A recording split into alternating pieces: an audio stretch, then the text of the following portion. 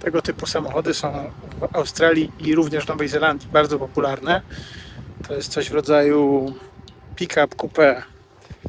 O, coś takiego. No bo w sumie po co się ograniczać? Chcę mieć pick-upa, ale chcę mieć też samochód sportowy. Potrzymaj mi piwo. Taka kulturowa kwestia. Te samochody często mają mocne, podrasowane 6-8 cylindrowe silniki, jak rasowy muscle car amerykański, ale jednocześnie mają z tyłu dużą pakę, na którą można coś naładować. Także zwłaszcza na wsiach, w małych miastach są bardzo popularne.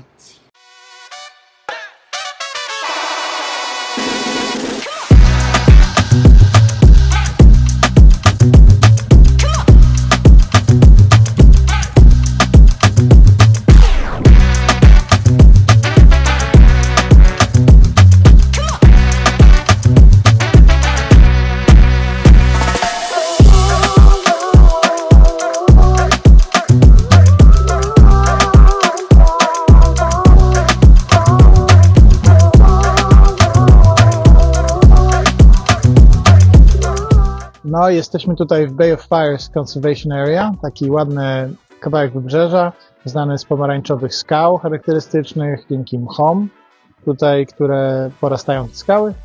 Nie ma dużo ludzi, są przepiękne plaże, trochę wieje, ale wyszło fajne słońce, także idziemy trochę plażować. Jest ciepło, ale u nas jest puchów. No bo jestem trochę przewiany, poza tym, ale na pewno się za chwilę rozbiorę.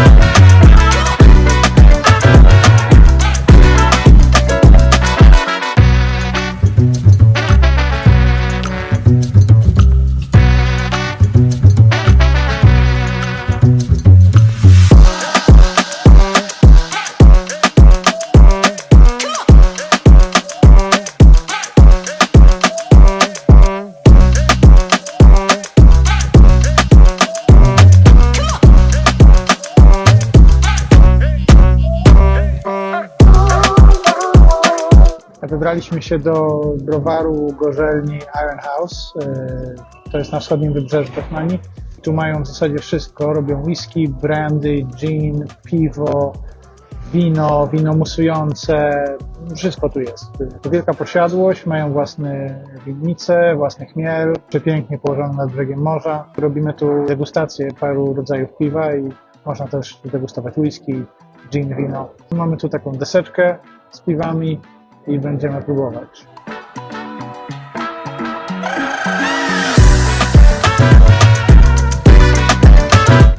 Z piwek to najbardziej smakowało mi XPA i teraz zamówiliśmy jeszcze takie IPA jedno, o takie, też spoko. Natomiast Izie najbardziej smakowało Ginger beer i zwykły czteropak. Kupi sobie 4-pak, bardzo dobrze. Będziemy musieli w samolocie mieć ciężki bagaż.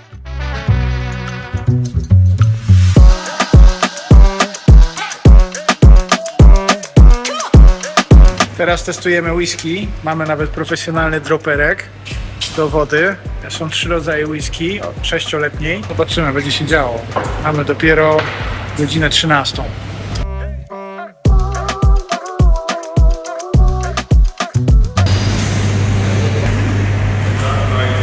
Iza nie jest przekonana do whisky. Mają pole?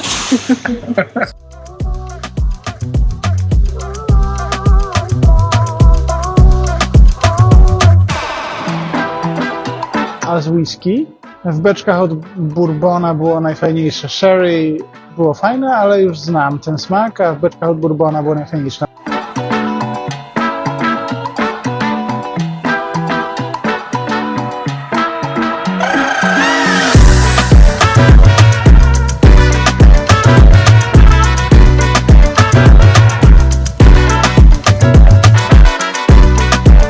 Fajną taką rzeczą tutaj w Australii, na Tasmanii jest to, że wszędzie w każdej restauracji jest woda. Można sobie brać wodę za darmo, stoją stoliki lub lodówki z butelkami z wodą i szklankami i tam sobie każdy bierze taką szklaną butelkę i jeszcze do stolika i nalewa wodę.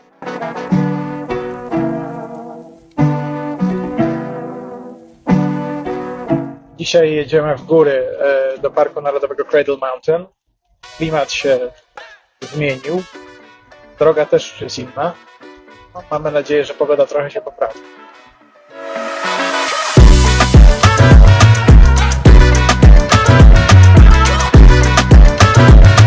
Wydaje mi się, że weszło jakieś prawo, które wskazuje, że wszystkie samochody na Tasmanii muszą być białe. Każdy z nas przynajmniej raz pomyliło się, próbując wsiąść do nie swojego samochodu. Po prostu tutaj nie ma innych kolorów.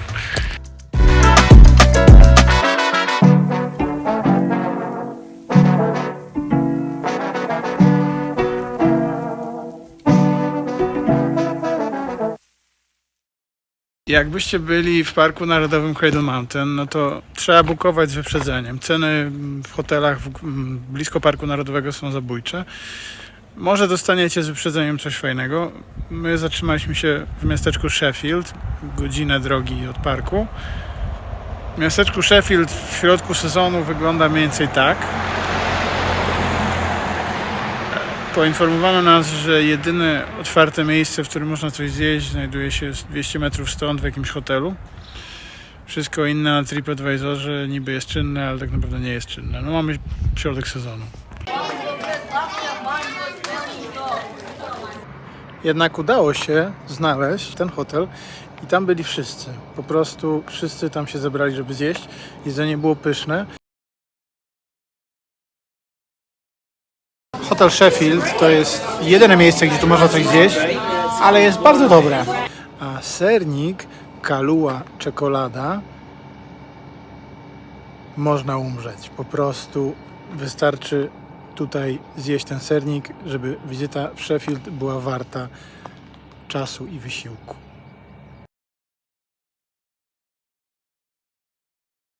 Pani przed chwilą o mało nie zaniosła naszych deserów do innego stolika. To by była duża strata. Wow. Co tam masz, kochanie? Ja mam bezę. Bezę, Pawlowa. Zaczynam jeść. Narodowy deser Australii podobno, chociaż Nowa Zelandia zgłaszcza również pretensje do wynalezienia tego pięknego ciasta. Nazwana na cześć rosyjskiej baleriny Pawlowej, która odbywała tutaj tournée w tych dwóch krajach, no i ktoś tam wymyślił taką bezę na jej cześć w jednym z tych dwóch państw. I do tej pory nie wiadomo gdzie. Ale sernik z Kahluą jest najlepszy.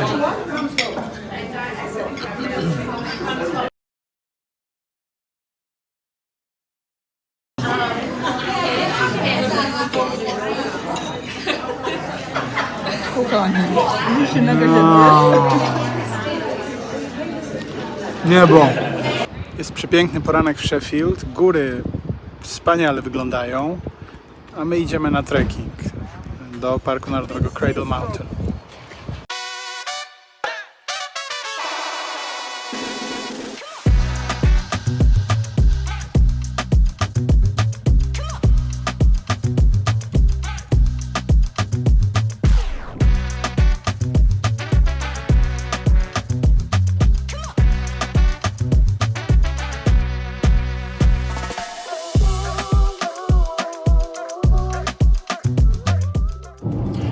Droga widokowa z Sheffield do parku Cradle Mountain jest bardzo piękna. Po drodze tu na pewnych odcinkach widać dużo takich wyschniętych drzew, które wyglądają, jakby była to pozostałość po jakimś pożarze. Droga jest niesamowicie piękna, krajobrazowa. No i po wczorajszym deszczu rozpieszcza nas dzisiaj znowu pogoda. No, okazuje się, że z powodu wyrębu drzew niekontrolowanego nastąpiła erozja gleby. Te drzewa umierają.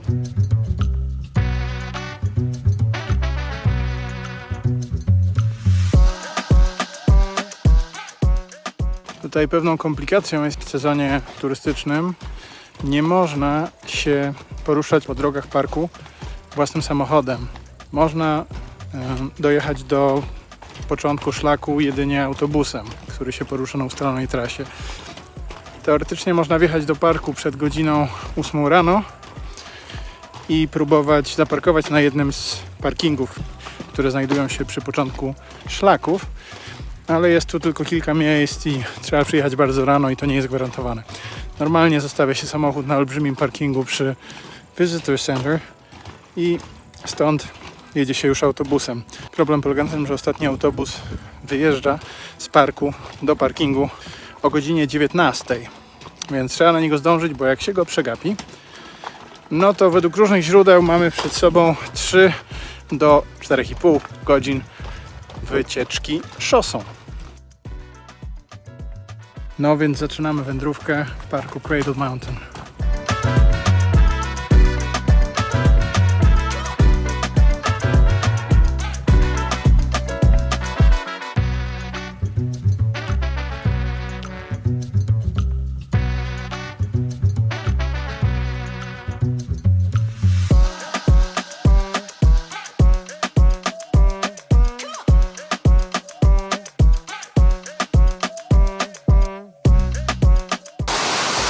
Piękny wodospad!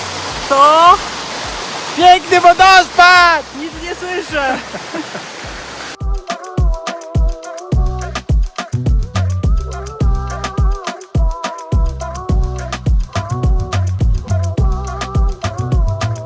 Tu doszliśmy do jeziora kraterowego Crater Lake.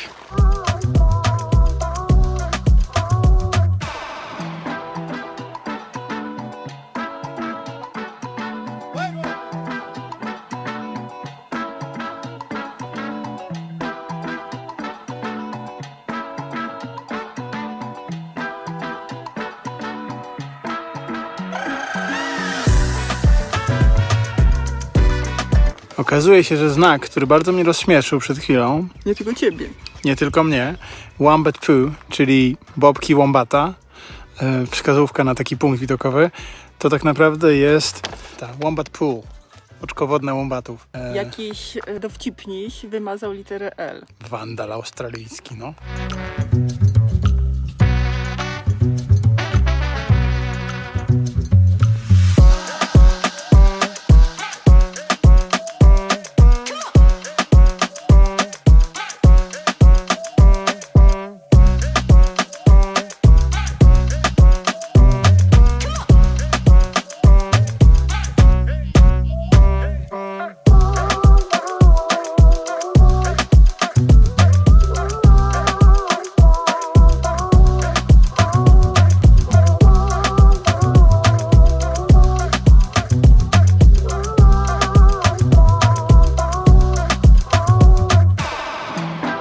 Jesteśmy na punkcie widokowym Runny Creek. Jest piękna pogoda, słońce świeci, bardzo przyjemny trek, fajnie się szło, ale jest bardzo dużo ludzi i myślałam, że tutaj jak jest najwyższy szczyt, to może nie najwyższy, jeden z wyższych, to będzie mniej ludzi, ale jest dość tłoczno i nawet małe dzieci.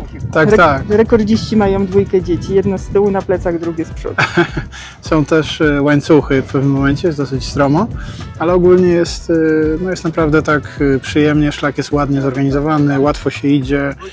W tle widzicie słynny Cradle Mountain, ten park, od której jest nazwany.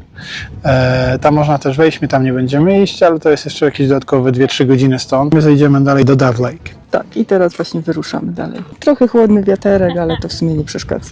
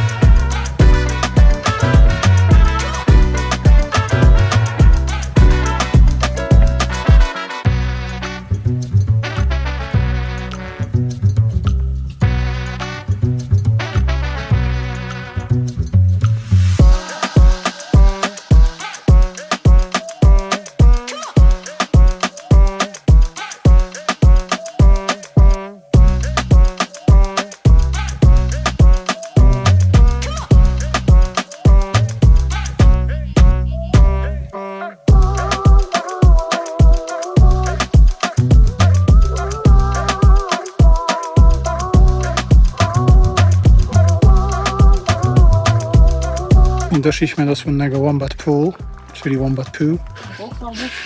Oto ono.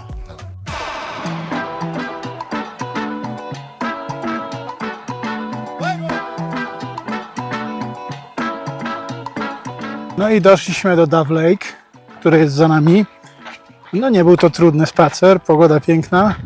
Można jeszcze zrobić spacer dookoła jeziora, on trwa jakieś 2 godziny, ale chyba już nam się nie chce. Możecie to zrobić, ale widoki z Marion's Lookout i tak w zasadzie tam widać więcej, widać wszystko.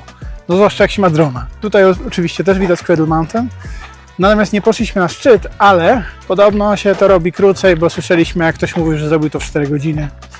A strażnicy mówią 6 do 8, więc pewnie jak chodzicie szybko, dacie radę zrobić też krócej.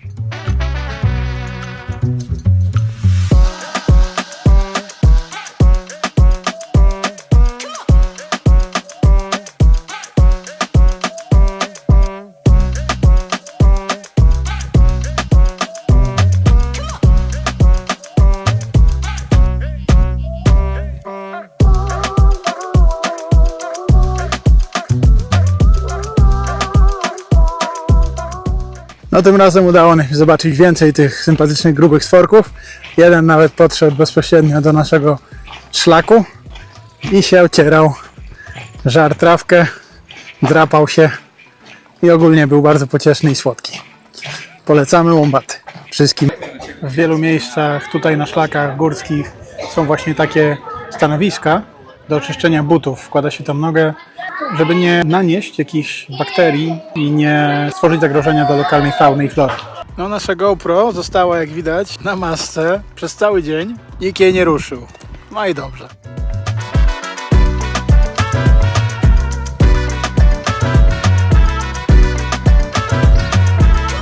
Czy ktoś ma ochotę udać się do raju? No, jeśli raj istnieje, to myślę, że wygląda mniej więcej tak jak tutaj.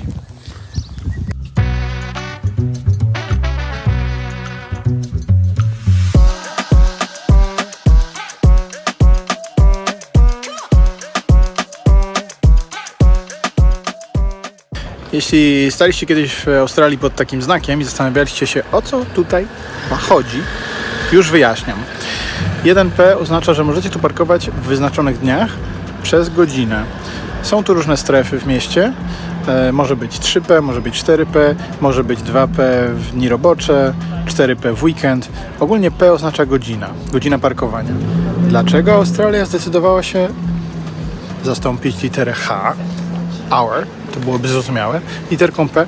Nie wiem, ale to jest takie ABC australijskie, z którym każdy powinien się zapoznać, jeśli chce tutaj jeździć samochodem. Parkowanie nie jest tu zwykle płatne, poza ścisłym centrum miasta i różnymi turystycznymi miejscami. Jeśli jest płatne, to jest to oznaczone.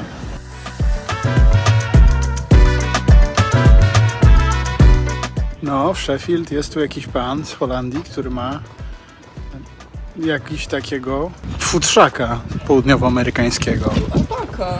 To alpaka. Albo lama, cholera wie. Nie, no lamy nie mają takiego futra. No właśnie, więc lamy nie mają takiego futra, więc to alpaka. Więc ten piesek by się na pewno chętnie z nią pobawił.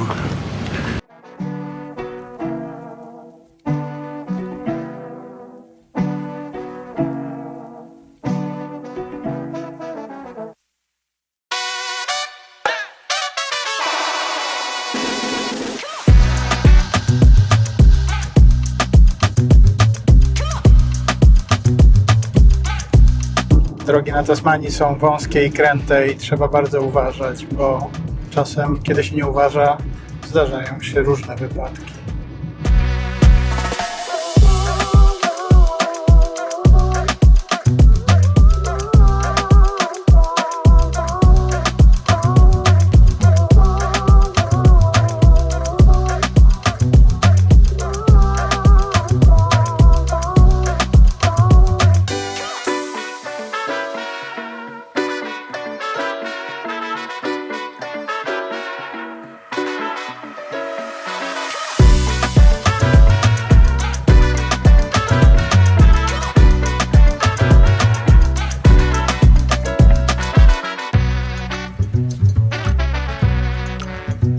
Dzisiaj, ostatniego dnia naszego pobytu na Tasmanii, jesteśmy w Toowoomba, Iguana. Wildlife Sanctuary to jest taki przytułek dla zwierząt. Farma dla zwierząt. Tak jest, takie gospodarstwo agroturystyczne, na którym sobie biegają różne zwierzaki i mamy tu również okazję, żeby zobaczyć diabła tasmańskiego, kangury. Podobno są też łombaty, no i parę innych fajnych okazów. I kaczki. I są kaczki, które Iza karmi. Kupiliśmy nawet specjalnie za dodatkową opłatą torebkę karmy, która nadaje się podobno do wszystkich zwierząt. Kaczki już się do Izy garną. Już jest ulubioną ciocią.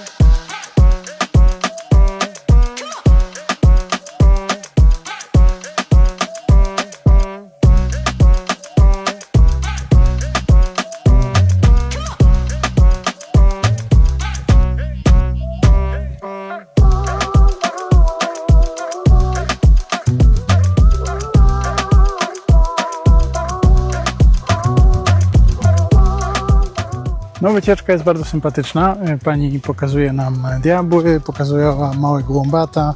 Dowiedzieliśmy się różnych fajnych rzeczy o ich życiu.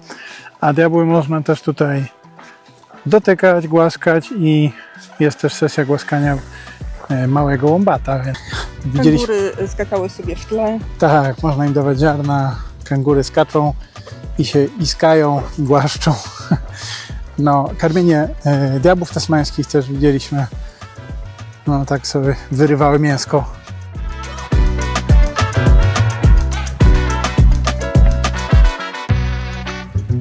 No, warto tu przyjechać.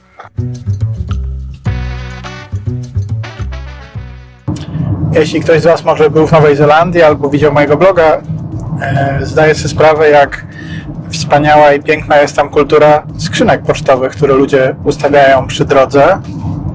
Te skrzynki mogą mieć najróżniejsze kształty, kolory, formy, być zdobione na bardzo ciekawe sposoby. Czasem nawet są to rzeźby, które mogłyby być w Muzeum Sztuki Nowoczesnej, takie instalacje artystyczne. Tu w Australii nie stwierdziliśmy czegoś takiego na ogół, ale było jedno miejsce w okolicach Cradle Mountain na Tasmanii, gdzie ta kultura pięknych skrzynek pocztowych ma się bardzo dobrze. Jechaliśmy i widzieliśmy dużo bardzo ciekawych skrzynek po drodze. Tutaj jest próbka kilku zdjęć, które udało się zrobić z samochodu. W ten sposób możecie sobie wyrobić jakieś pobieżne zdanie na temat tego, jak ciekawe to jest zjawisko.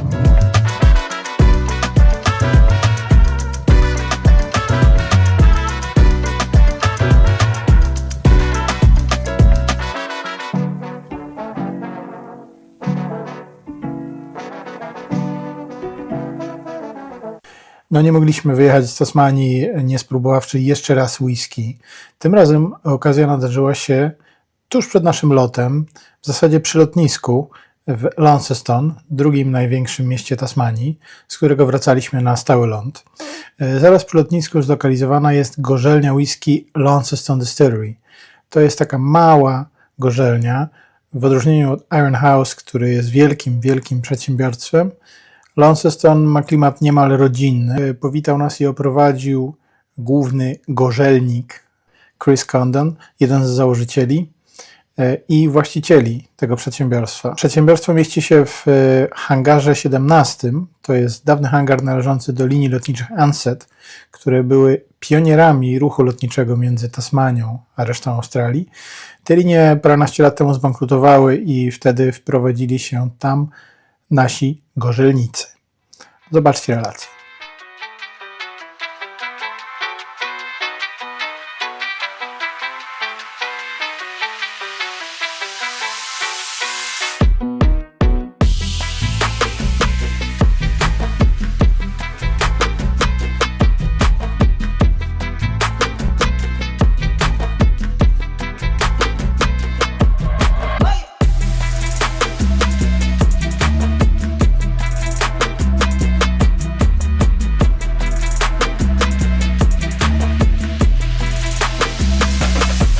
we're a drop in the ocean. Yeah, you know, a compared small to- scale. Yeah. Before the recent 20 years, the whiskey didn't really exist in Tassie, or you had whiskey? No, the industry's about 33 years old. Uh-huh. So before that, there really hadn't been whiskey distilling for 50 years, sort of, Yeah. 70 years, sort of. Is gin the traditional drink here, more like than whiskey? Whiskey probably helped create a resurgence in distilling, so gin Yeah. seems to have followed. Whiskey's probably slightly bigger in Tassie than gin. Although there are a lot of gin distillers around, it's certainly growing. You have a good climate for it, I think, right? Yeah.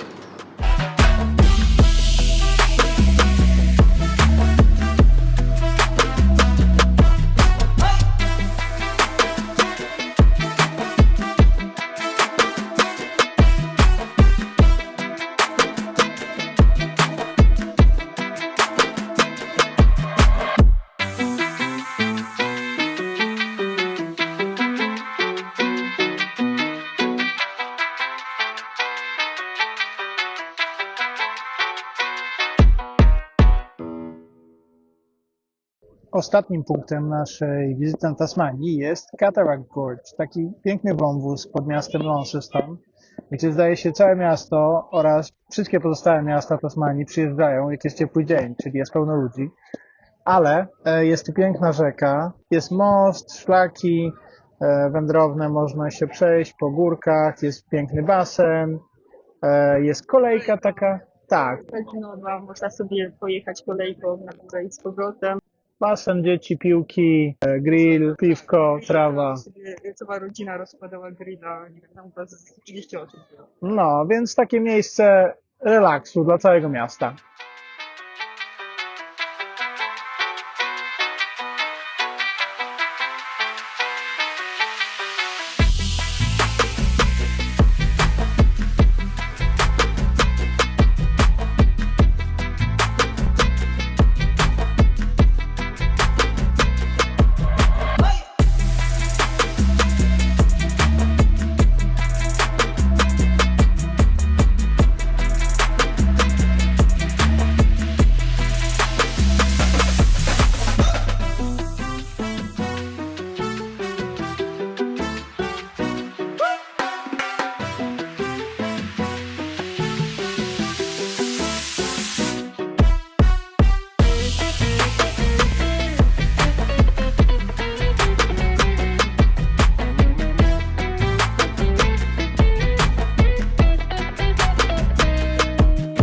Iza odkryła swoje ulubione piwo. Najlepsze piwo na świecie, piwo o smaku imbirowym, ma biały kolor i dość ostry smak imbiru, 6%.